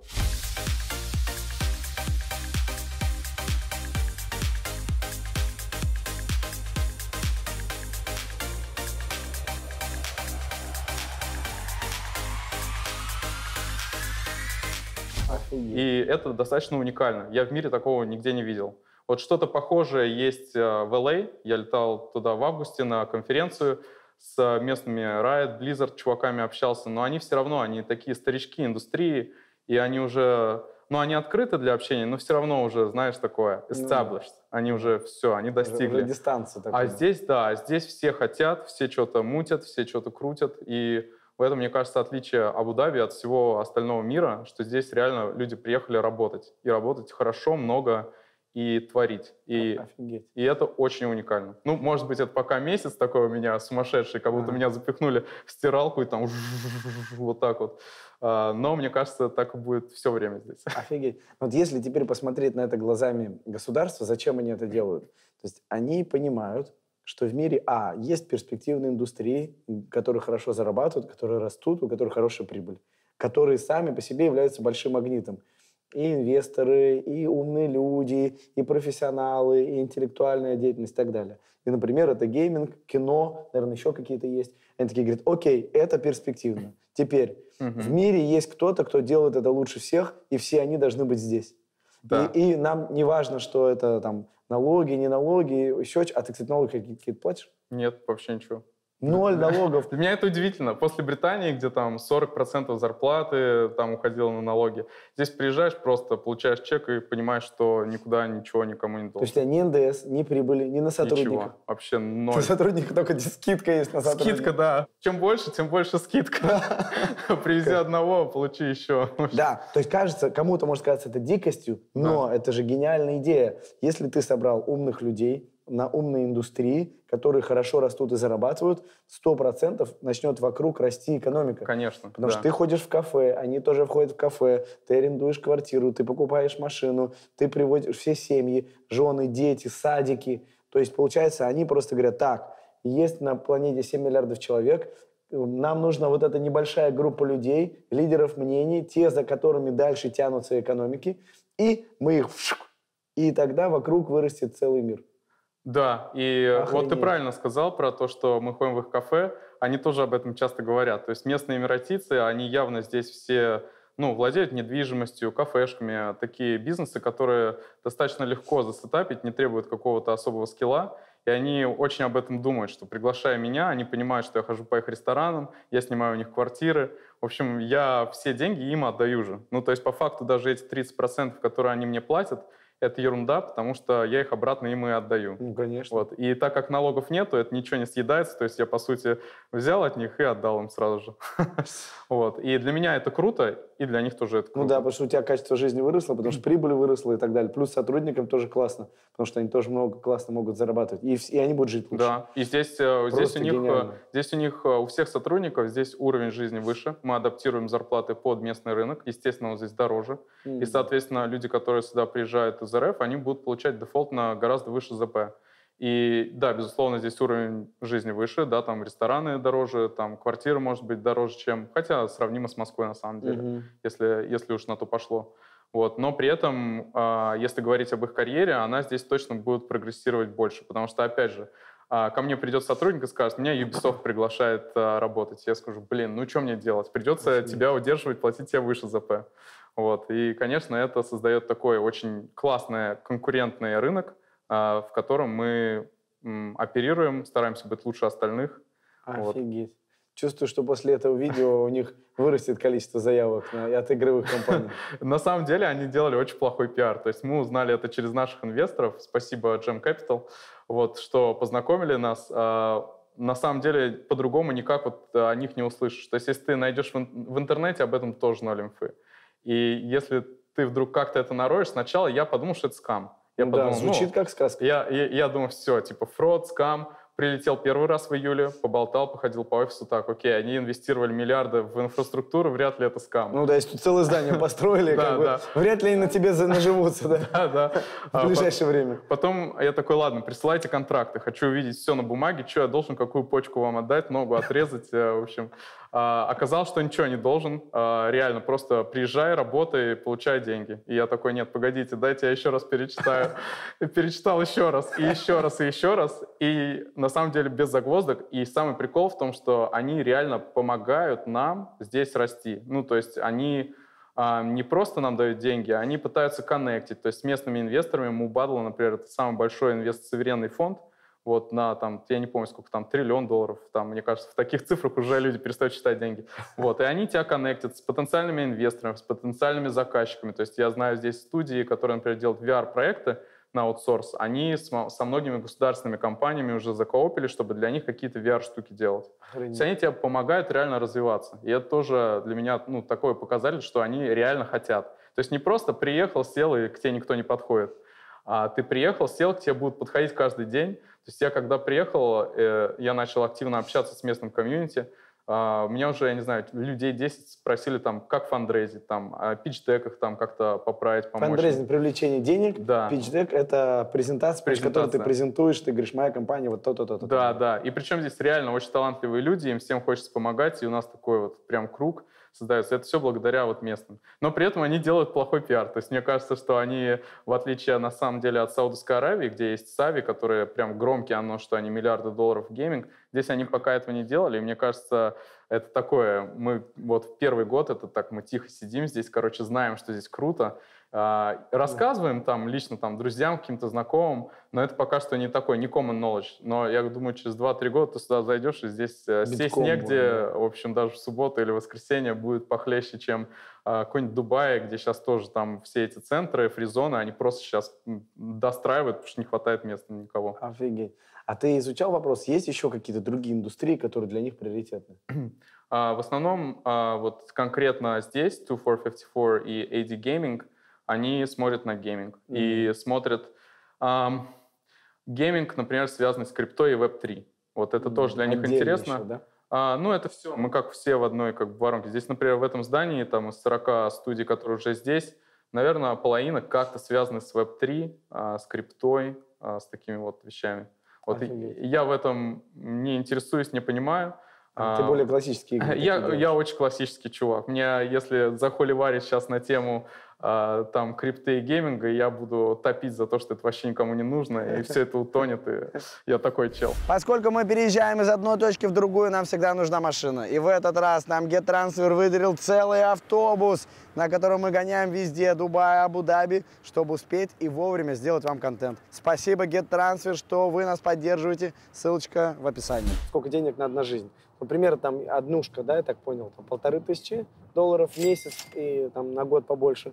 А что еще? Есть там продукты, сколько на, там, продукты, на семью, там, вот, 2 человека, ребенок? Например, если возьмем нашу семью, да, мне так будет проще просто говорить, да, у нас получается мама, папа, 2 детей, 14 и 9 лет, они ходят в школу, мы их одеваем, обуваем, естественно, они занимаются музыкой, рисованием, танцами, там, пением и так далее, и так далее. Вот для того, чтобы наша семья функционировала, да, в месяц нам нужно примерно 18-20 тысяч долларов. При этом это уровень жизни здесь считается, что вы средний, богатый или самый бедный? Я бы сказала, что это среднее считается. Да? То есть мы можем позволить себе пойти в любой ресторан. Да? Мы каждые выходные планируем какой-то поход семейный. Да? Например, там Yas Water World или какой-то детский парк. Да? И один поход на семью может стоить, например, от 1000 дирхам до 3000 дирхам. То есть за выходные ты смело можешь просто спустить на развлечения для детей и для семьи. Хорошо. Но если сегодня, например, человек смотрит, у него нет там $20 000 в месяц на семью, вот по минималке, Вот от какого минимума можно здесь вот как-то прожить, например, вот с семьей? Но если у ребенка? тебя уходит на квартиру, предположим, 5-6 тысяч дирхам, да, на то, чтобы питаться, вот полноценное питание, у тебя будет уходить примерно столько же, 5-6 тысяч дирхам. Но мы не говорим о том, что ты можешь пойти в любой ресторан там, и так далее, и так Это далее. уже 3500 долларов? Это уже 3500 долларов. И дальше у тебя уже накладывается, а есть у тебя дети или нет у тебя детей? А ходят они в школу или не ходят они в школу? И так далее, и так далее, и так В далее. общем, 10 тысяч долларов, это вот прям ты на дне социальном находишься, у тебя особенно дети есть. Вот именно с детьми ты прям на вот, дне. ну, почти не Да. голодаешь, конечно, но вот на грани Очень выживания. дорого стоит обучение детей, причем и детские сады, и школы. И особенность, вот, по крайней мере, в Абу-Даби, да, что меня вот просто в конфуз сводило, то, что ты привозишь ребенка в 7 часов утра в детский сад, и в 2 часа дня ты его должен забрать. Все, то есть как бы если у тебя То есть это не нет... до вечера? Нет, если у тебя нету няни, ты можешь работать максимум до 2 часов дня, а дальше уже как бы сам крутись-вертись. Крутись-вертись как хочешь. Да. А садик вот сколько, получается, стоит? Садик в месяц обходился тогда еще, но дети уже взрослые, около 5-6 тысяч дирхам в месяц. Что еще тут за 1,5 месяца у тебя произошло? Вот с точки зрения такой еще бытовой жизни. С чем сталкиваешься? Бытовая жизнь. Пример номер 2 интересный. У меня есть сын 4-летний, вот, и в Англии мы жили в деревушке небольшой, и там, в принципе, развлечения какие? Пойти с грязью поиграть, камушки покидать на берегу, в принципе, все. Вот и все твои развлечения. Здесь мы живем недалеко от Яса, острова, где находятся все вообще парки аттракционов. Warner Brothers, Ferrari World, водный парк.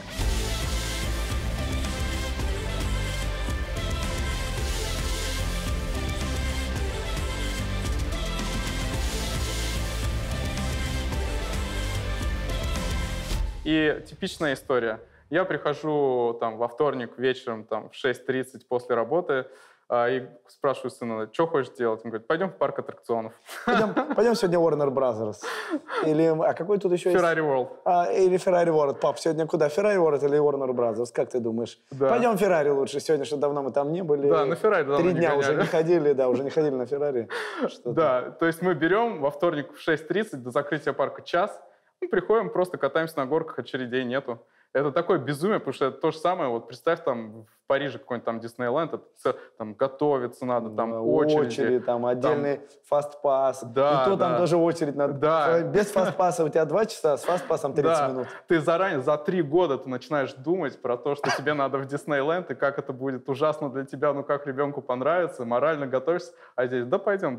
Ну, как И в пошел. кафешку. Да, как в кафешку. В какой сегодня пойдем? Да, в Макдональдс или KFC Да. сегодня? Да, покупаешь на год абонемент, и можно ходить безлимитное количество раз по этим штукам. За что-то там 250-300 баксов в год. Вот. То есть копейки вообще. Сколько? 250-300. Баксов да. в год безлимитно. Безлимитно. Парк Да, уровня Диснейленд на год. На год, да. Ходи хоть каждый день. Можешь каждый день после работы кататься на самой быстрой горке на планете. Так, мы точно проверяли, что он не врет? Это все правда он рассказывает? Все правда, точно гарантирую. Блин. Вот, могу рекламу сейчас принести. Блин, это космос, конечно. Ты точно не подставной актер, которого наняли в Абу-Даби, чтобы ты рекламировал Абу-Даби? Я рекламирую Абу-Даби, да. Меня так прикалывает, что реально у меня уже такая репутация, потому что мне реально здесь так нравится. Я хожу по всем конференциям, всем рассказываю, другим фаундерам, C-левелам, что меня уже местные, которые здесь программы заправляют, они говорят, Борис, ты что вообще делаешь? Ты типа, как будто уже и на нас там типа работаешь. Но я говорю, ну блин, мне нравится, что не рассказать-то? Здесь реально классно. Кайф. Да. Это, кстати, интересно, да, что вот Дубай такой, он славится тем, что он шоу-офф, то есть очень много внимания, все про него знают, да, и там есть свои плюсы и минусы. Абу-Даби, на самом деле, менее известное такое пространство, ну, в мире, да, то есть люди знают, ну, какой-то там городок, но при этом здесь по факту зато есть какие-то моменты, к которым ты соприкасаешься, и, как ты говоришь, не с пиаром плохо, но с продуктом, да, с наполнением получше. Да, я вообще думал, что Абу-Даби — это деревня. Вот, честно, я ездил в Дубай до этого, летал отдыхать, вот, но никогда не думал про Абу-Даби как место для жизни вообще потенциально. То есть для меня это было такое, знаешь, ну там все госструктуры, там все ходят в этих белых халатах, арабы, и что-то свое местное мутят. И вот. Нефть качают. Да, и нефть качают и продают. В принципе, это было мое представление об Абу-Даби. Когда я сюда приехал и понял, насколько это быстро развивающийся город, но при этом отличный от Дубая, меня это поразило, и мне он больше даже понравился. То есть для качества жизни, для семьи, для работы. Мне кажется, здесь прикольно. Нету пробок, за полчаса до любой точки можешь доехать, в принципе. Ну и, конечно, для меня там ведение бизнеса — это номер один приоритет. Там, в принципе, все, что я делаю, крутится вокруг этого. И здесь, ну, самое лучшее место, реально. Слушай, ну по бытовым вопросам, например, в Дубае есть проблема, что мало где можно с детьми даже погулять, там парков нет. Как вот здесь? Есть такая инфраструктура погулять, парки, конечно, набережные? называется шоппинг-моллы. Да? То же самое, что в Дубае. То есть здесь проблема эта, она исходит от чего? Потому что 50 градусов летом, в принципе, и зимой 30. То есть, в принципе, здесь местность не предназначена для того, чтобы ты гулял или что-то делал. Здесь она предназначена, видимо, для того, чтобы ты работал много. Ну, это можно сравнить с Россией. В России есть зима длинная, ты не выходишь гулять, на самом деле, особенно там... Ну, что делать? Вот и работаешь. Да, сидишь, работаешь вот всю зиму, в общем-то, в принципе, и летом, может быть, чуть-чуть весной гуляешь. Здесь все то же самое. Чего ходить, в пустыню только. Да, да. В принципе, в пустыне на джипе погонял и обратно в офис. Вот, или на пляж сходил. То есть здесь все, ну, такое, здесь нету природы как таковой. Да, здесь пустыня, здесь есть пляж, и они строят инфраструктуру, которой ты можешь пользоваться все свое свободное время. В принципе, вот шоппинг-моллы, да, там, опять же, заходишь в шоппинг-молл, и там есть, там, внутри есть еще 3 или 4 мини-парка аттракционов, там, с детьми, просто такая трамплиновый парк, еще что-то. То есть, короче, здесь все, в принципе, построено так, что ты можешь не выходить из вот здания. И даже у меня интересный случай был, что чувак, знакомый, который прожил здесь уже больше года, он сходил недавно на медосмотр, и у него дефицит витамина D.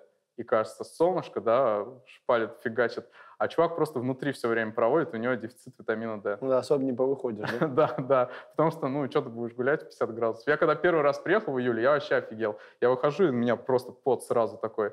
И я решил погулять, и выбрал 5 утра, я вышел 5 утра встречать рассвет. Это было еще нормально, но уже через 40 минут там все, я теку просто капец. А что еще есть такого особенного в Абу-Даби, там, в отличие от многих других городов?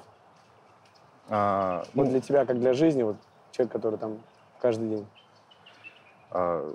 Я сказал бы, большинство домов это есть спортзалы, есть бассейны. Для комфортной жизни сделано все, то есть школы, транспорт, удобство каких-то вот электронных всяких, не знаю, то есть доставок, платежей, то есть все это сделано... Все электронно, все быстро, там, в любую секунду. Вот что-нибудь сделать, документы какие-то обновить, вот никаких проблем вообще нет. В смысле, документы обновить? Тоже какое-то там все электронное правительство? Да, это все делается онлайн, это через приложение, буквально там это какие-то вот вещи. То есть тебе нужны какие-то документы, просто в приложение заходишь, там что-то нажал, тебе все сделали? Да. Вообще все документы? Ну, заплатить еще нужно нажать. Еще денежки спишут. Окей. А это правда, что тут в Абу-Даби тоже нет никаких налогов? Действительно, ну, в Абу-Даби нет налогов, есть налог на, 5% налог VAT, то есть он, в принципе, везде по Арабским Эмиратам, да, то есть никаких налогов больше нет. Все, 5% больше ни за что, никак не нужно платить? Нет. Нет, ну, если ты, соответственно, имеешь свой бизнес, да, соответственно, нужно платить за лицензию. Вот, раньше нужно было иметь местного спонсора, сейчас этого не нужно, да, то есть ежегодное обновление этой лицензии, за открытие виз, опять же, нужно людям платить. Ну, если ты работаешь, например, как я, да, вот основная работа у тебя в нефтяной компании, то... Тебе вообще без разницы? Да, мне вообще без разницы. То есть и у тебя, например, с работодателем договоренность, он тебе платит зарплату, ровно эта зарплата тебе приходит. Да. То есть нет такого, что там налог вычитают с твоих денег? Нет, все верно. Сколько договорились, столько приходит? Все верно. Дубай, что это, как все люди представляют? Это Lamborghini, Ferrari, Rolls-Royce. Здесь так же? Здесь все попроще. Здесь, вот лично по моим ощущениям, когда люди хотят понтоваться, опять же, я знаю очень много локальских девчонок, да, которые здесь ходят в абайе, просто потому что здесь семья, потому что здесь работа, но понтоваться и тусоваться на своих Lamborghini, Rolls-Royce и так далее, они куда едут? Они едут в Дубай.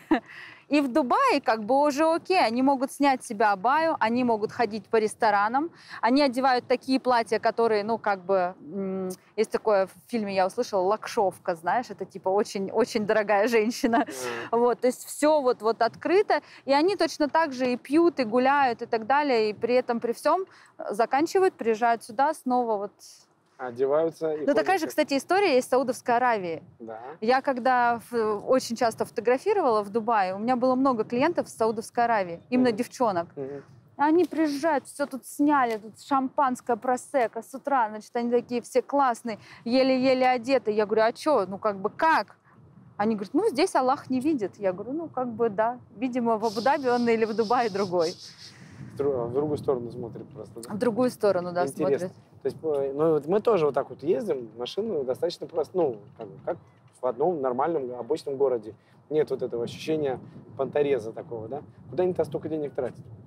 Нет, ну если ты, например, приедешь в Emirates Palace, один из самых дорогих отелей, в принципе, в Эмиратах и в мире считается, да, кстати, есть такой очень интересный факт, что самый дорогой недельный отдых, все включено, можно как раз провести в Абу-Даби в Emirates Palace.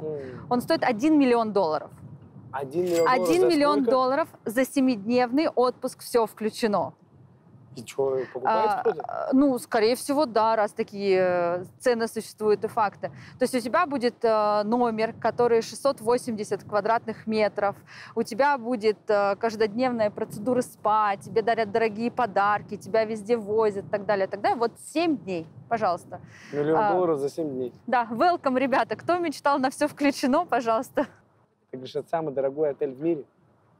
Самый дорогой именно вот отдых, вот этот вот пакет. 7-дневный, да. И вот в 2010 году они украсили, еще у них был рекорд Гиннесса, который они зарегистрировали в этом отеле, они украсили елку, если не ошибаюсь, там было 250 или 300 шаров из золота и серебра, инкрустировано драгоценными камнями. Мы ходили на эту елку смотреть. Ты видела ее? Да. И чё, как Это, конечно, ну это круто. Но на самом деле, когда это стоит, ну, то есть там, естественно, все было отгорожено, security, ну ты не можешь там подойти, знаешь, такое бывает там по пьяни на Новый год где-нибудь идешь, все украшено, такой думаешь, классный шарик, мне бы такой в студию, да? Домой приходишь, хотя у тебя отсюда все вываливается. Ну, там так не получается, конечно, да. Сколько лет вы женаты? Ух ты, какой хороший вопрос. Будет 15 лет официально, как мы состоим в браке, и 18, по-моему, лет, как мы встречаемся, да, как мы вместе. Это уже большой срок. У вас 2 детей, вы вместе прожили переезд, адаптацию в новом месте, проходили через убытки ее бизнеса, прибыли ее бизнеса, да, твою эволюцию, и вот 15-18 лет вы вместе. Поделись вот такой с мужским взглядом, как сделать счастливую семью? Я считаю, что нужно разговаривать друг с другом, общаться и не обижаться, а пытаться решать проблемы, потому что они возникают так или иначе, постоянно. То есть это нормально. Не бывает таких семейных отношений, чтобы было все гладко. Поэтому нужно общаться, разговаривать, быть честными друг с другом, и все будет классно. А вот смотри, все говорят, надо разговаривать. Что это означает? И что плохого, что значит не разговаривать? Ну вот, то есть не нужно там... да, объясняю, то есть с точки зрения, почему, что такое разговаривать. Когда у тебя, ты сталкиваешься с какими-то проблемами, как правило, то кто-то на кого-то обижается, молчит, ты не знаешь, что вторая твоя половина ждет от тебя, да, но ты же не телепат. Да. Вот. Как особенно мужчины, они не телепаты, то есть, потому что женщины, они же все на эмоциях, как правило, живут, да, и ты не знаешь, что ей нужно в данный момент. А сказать она об этом почему-то не хочет. И поэтому нужно разговаривать. Ты имеешь в виду, что у некоторых людей большое расстояние между мыслями и словами. Они думают о чем-то своем, а говорят о другом. А твоя рекомендация, что если хотите счастливую семью, счастливые отношения, то вот это расстояние должно быть желательно к нулю сведено. То есть все, что ты думаешь, то, как ты думаешь, те свои мысли, ощущения, открыто ими друг с другом делиться и об этом разговаривать. Так, чтобы прозрачно понимать, что на уме, так сказать, или на душе у другого. Об этом говоришь? Да, все верно, но еще нужно находить время друг для друга, да, то есть, несмотря на то, что есть дети, несмотря на то, что есть работа, бизнес, нужно уделять друг другу время. Просто вдвоем быть даже. Да, просто быть вдвоем, не обязательно долго, там, часто, то есть, но именно целенаправленно. Вот это, кстати, важно. А вот вы сколько вы так выделяете? На выходные уезжаете или отпуски делаете совместно, или просто там в кафе сходить? Как то есть это может быть в кафе сходить, можем поехать с супругой вдвоем только отдыхать, да? Ну, не знаю, даже просто вечером там сериальчики посмотреть, вместе куда-нибудь, опять же, то есть что-то вместе, да, куда-то вместе, именно вдвоем, то есть без детей, именно вот.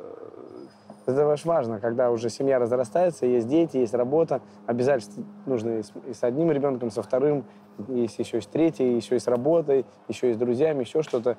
И вот как раз побыть вдвоем обычно на последнее место оставляют и забывают, да? Да.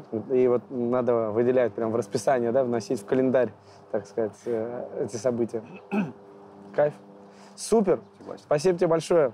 Очень круто ты все рассказал. Давай пятерочку. Опа.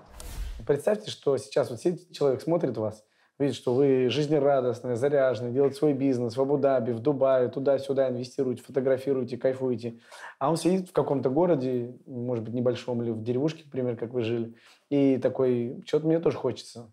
Но волнуется, боится принять, может быть, решение до конца. Ну, какое-то. Не обязательно про переезд, может быть, что угодно. Там, жениться, бизнес открыть, что-то. Что вы можете такому человеку посоветовать? Что ему делать? Вот давайте я так скажу, что когда я росла, да, именно вот в своем маленьком городе, у нас вокруг, не могу сказать, что было все благополучно, да. Были и наркоманы, и алкоголики, и курить я начала в 14 лет, и спирт мы с какой-то самогонкой, там, господи, это жуть, вот что показывает, пусть говорят, да, у нас там на Первом канале. Вот, мне кажется, вот я из той истории где-то немножко. Вот. Но всегда во мне родители и моя бабушка воспитывали, что Кать, надо учиться. И вот это внутреннее желание, ну, у всех же были телевизоры, и я смотрела, и я понимала, что вот если я буду учиться, я смогу так же. У меня была кличка, именно среди вот школьных друзей, меня звали Пиздоболка. Потому что я всегда говорила о том, что я буду ездить на Мерседесе, я буду жить в небоскребе, у меня будет большой бриллиант, забыла одеть, ну да ладно. Ну, он есть.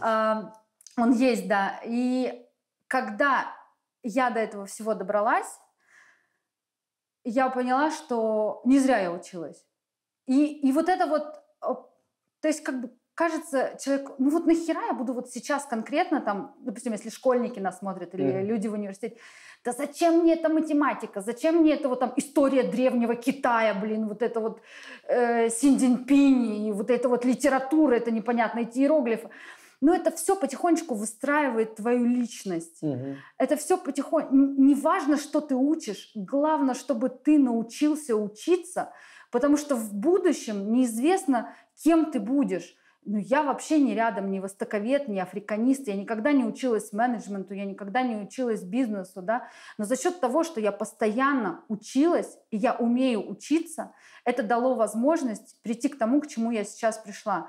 Поэтому самое главное, что я могу сказать тем, кто нас смотрит, надо учиться, ребята. И не важно, что вы учитесь, просто учитесь и идите вперед, потому что вы тем самым развиваете новые нейронные связи, которые делают вас круче, умнее и помогают в нужный момент принять правильные решения.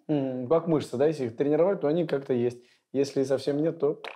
К сожалению, в голове это не работает. Там вот мышц нету, вот хоть ты утренируйся. Ну, нейронные связи именно. Нейронные связи, да, это я согласна.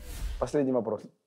Представь себе человека, он сидит в каком-то небольшом городке сегодня, может быть, он учится в институте, может быть, там какой-то бизнес делает. Ну, вот сегодня в маленьком городке, послушав все это, он понимает, что ты в каких-то вообще на Марсе живешь. Просто на другой планете, да, по всем критериям. Да, тебе не то, что налоги, где деньги дают, офис дают, возможности дают, инфраструктура, парки, дети, все, космос. И человек такой сидит и думает, блин, надо что-то менять в жизни. Но пока почему-то решиться не может. Но есть что-то, что оттягивает, там, может быть, семья, история какая-то. Но он хочет решиться. Что ты можешь такому человеку посоветовать? Я, как игровик, могу посоветовать всегда только одно. Это открывать Unity, открывать YouTube-канальчики, как изучать движок Unity и начать программировать Unity. То есть, мне кажется, самый легкий вообще... То есть, прикол нашей индустрии в том, что ты можешь быть вообще абсолютно отовсюду. То есть, мой партнер по бизнесу, например, он из достаточно бедной семьи, то есть вообще, ну там отец его воспитывал, ничего особо не было. И человек просто начал сначала 3D-графикой заниматься лет, там, я не помню, в 12 или в 13, вот, потом программировать, и к 20 годам у него уже была первая компания, которую он открыл, делали шутеры мобильные, вот, а сейчас он уже продал свою компанию там за, я не буду называть цифры, но это очень много. Больше 100 миллионов долларов? Ну, скажем так, очень-очень к этой цифре близко. В рамках, да. И человек просто много работал, много разрабатывал, то есть и делал он это из своей комнатки. И самый прикол, когда он уже продал свою первую компанию, он уже был мультимиллионером, он продолжал жить так. То есть он не ходил там, не знаю, не тратил, там, не летал по Куршавелям, там. Он сидел и прогал игры. Вот, и создал еще круче компанию. То есть он просто купил большой дом, да, естественно, ну, так удобнее просто. Но при этом также сидел в своей маленькой каморке с компом, которому там, я не знаю, 5-10 лет, и сидел, прогал игры. Вот, и в одиночку делал игры? Во многом в одиночку. Естественно, он там потом уже, когда разрастался, продукт становился большим, он подключал людей, но начинал всегда он один. И для меня это всегда был мой партнер, это мое вдохновение, да, то есть мне казалось, что, блин, ну, этот человек максимально крутой. И там, добавляя к его какой-то экспертизе я свою бизнесовую, мы строим что-то сейчас очень большое. И вот даже человек, там, я не знаю, откуда угодно из России, вот если у него есть доступ к компьютеру, он может начать изучать программирование, как делать игры. Это весело. Много информации доступно онлайн, причем свободно. То есть это не курсы, которые стоят миллионы баксов, это вообще бесплатно все. И ты можешь начать все это делать, и в рамках там нескольких лет ты уже можешь выйти на уровень, который всем людям в этом городе недоступен вообще. То есть программисты там зарабатывают, ну, я не знаю, ну, начинающий, может быть, там пару тысяч баксов, а потом уже, это в России, да, а дальше больше. То есть крутые программисты зарабатывают очень много, это всем известно, да, там в Силиконовой долине. Вообще там 200 тысяч баксов, 300 нормальная зарплата. А здесь сколько? Ну, вот, например, в твоей команде какие порядки? Здесь по-разному бывает, то есть в зависимости от уровня. То есть есть очень, ну, начинающие тоже, я бы сказал, что здесь начинающий программист 3,5-4 тысячи долларов. Вот. А ну, чем больше, тем круче. Там, в принципе, лимита нету. Если ты выпускаешь продукт, если ты... такой синьор уровень, это какие деньги? Ну, точно от 10. От там. 10 уже сразу? Да. Просто называешь 3,5, люди могут подумать, там, ну, 4. От 10. Да, то есть если мы говорим про именитых чуваков, которые там, я не знаю, 5-10 лет работали над крупными проектами, это точно выше 10 тысяч долларов. Вот. И до этого уровня, в принципе, очень легко можно дорасти. 2-3 года ты можешь дорасти, да? Ну, 2-3 года это слишком, но я бы сказал, что года 4-5, и причем, ну, тяжело, много работать. Это не то, что ты сидишь и, я попрогал. Ты сидишь, реально много вовлекаешься. То есть помимо программирования, в чем вообще прикол? Вот у нас, например, в студии, у нас немного, у нас всего 40 человек, но все люди максимально вовлеченные. То есть ты смотришь на все аспекты игры, создания игры. Мы постоянно на нее смотрим, сами в нее играем, фидбэчим и делаем ее лучше. И вот такие люди, которые умеют совмещать и технический скилл, и коммуникации, работы в команде, потому что мы все работаем в команде. Там геймдизайнер, художник, программист, они все время работают между собой. То есть это не может так, что ты закрылся и прогаешь там что-то. Ты все время коммуницируешь. Если у тебя развитые навыки коммуникации, программирования там, и вообще общего вида на игру, то, безусловно, это можно стать очень крутым специалистом. И здесь, ну, я не вижу лимита, сколько человек может зарабатывать. Если человек может мне доказать, что его польза выше, чем какая-то зарплата, это вообще без проблем. Okay. Супер. Ну, последний вопрос. Если человек все-таки не хочет в игровой индустрии работать, но все-таки рассматривает вариант переехать или вообще какое-то другое большое решение, не знаю, бизнес хочет открыть свой, не знаю, в город соседний переехать, что бы ты такому человеку мог посоветовать? И на этом закончим. Есть два совета. Один краткосрочный, другой долгосрочный. Давай. Краткосрочный — это обязательно связаться с людьми, которые здесь уже, потому что все-таки это административная вся балда, нету открытой информации, нужно знать, кому идти и что делать. Это первый совет. Второй — это учить английский. Без него здесь никуда вообще. То есть ты можешь плохо его знать, но будешь сталкиваться с трудностями. Не будут приглашать на тусовки. Не будешь получать доступ к каким-то людям. Потому что здесь главный язык — это английский. Если ты его здесь не знаешь, то сложно. Но вот здесь требования, по твоему ощущению, высокое к английскому или нет? Или можно там при интермедиа уже можешь жить? Можно начать жить не с супер английским, потому что здесь много людей, которые переезжают из Южной Азии, и там с Вьетнама, с Филиппин, с Индонезии. У них английский не лучший, вот, и они нормально здесь справляются, и я знаю, что многие ребята тоже растут. То есть здесь приезжаешь, начинаешь разговаривать, английский становится все лучше, потому что ты окружен им. Окружать себя английским тоже, да, то есть не стоит фокусироваться только на кружке там русских балалайка и танц. Да. Каково там было, Да, да. да, и медведи. Это как это, я помню, в Англию переехал, мне все говорили, что, ну, наверное, у тебя папа мафиози, а там в свободное время на велосипеде на балалайке. Ну, да, конечно. Стереотипы есть такие. Да, да, есть, ну, конечно, но играючи, но все равно есть. Там водку вместо молока материнского, вот это вот все. Круто. Меня встретило в Англии. Ну да, здесь окружен английским, поэтому можно приезжать, если не самым лучшим, но фокусироваться на том, чтобы делать его лучше. Потому что, опять же, это может... Если ты хорош в своем деле, и если ты хорош в своем деле и знаешь английский, разница может быть достаточно сильная. И в заработке, и в доступности ресурсов. То есть прям это играет роль большую. Кайф. Супер. Ты позитивный человек. Спасибо, что поделился. Было очень интересно. Спасибо, что пригласил. Давай. Кайф. Кайф. Супер. Ура. У тебя свой бизнес. 2. Прекрасный муж, качок, дети, жизнь в Абу-Даби. Все хорошо. Все хорошо. Да. Смотрит тебя человек, у которого пока, ну, не все хорошо. Смотрит и говорит, хочу так же, как она. Но пока не знает, что сделать, как начать, какой первый шаг. У тебя есть возможность дать этому человеку один совет. Скажи что-нибудь, что ты хочешь ему послать. Ну, я бы сказала, что, ребята, очень классно сидеть на жопе ровно и смотреть на таких, например, как я, на таких, как ты, и на таких, как людей, которые нас окружают, и говорить, блин, как им классно, как им повезло, вот жизнь сложилась, фортуна, а у меня все не так. Ну, просто поднимите себя и идите вперед, начните с малого. Не нужно сразу пытаться заработать, не знаю, 10 миллионов. Вы заработаете хотя бы 100 тысяч, и к этим 100 тысячам уже подтянутся какие-то другие деньги. Потому что мечтать может каждый, а делать нет. Да. Поэтому берите и делайте. Доводить до результата, чтобы реально получилось это там 100 тысяч или сколько-то. Ну, желательно больше, чем 100. Больше. Ну, потому что 100 это совсем мало. Ну, начать. Ну, хотя бы, да. Это уже будет прогресс. Супер, спасибо тебе большое, было очень круто. Ура! Класс.